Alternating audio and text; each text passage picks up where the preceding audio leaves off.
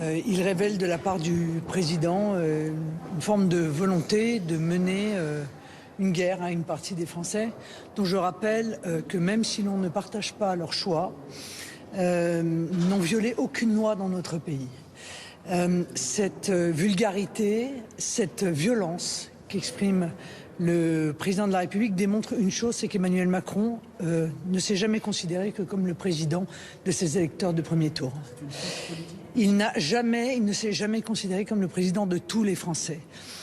C'est une faute politique et je vais même plus loin, c'est une faute morale. Et c'est une faute morale lourde dans un pays qu'il a contribué très lourdement à fracturer. Il continue cette politique de division.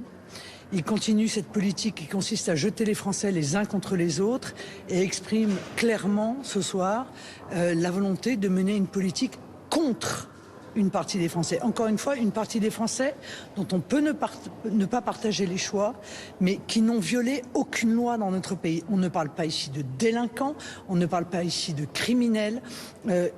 Emmanuel Macron n'a jamais eu de propos aussi durs que cela à l'égard des djihadistes. Il les a pourtant à l'égard d'une partie des Français. Je trouve que c'est indigne de la fonction qu'il exerce. Les députés de la majorité ont expliqué que c'était de la franchise.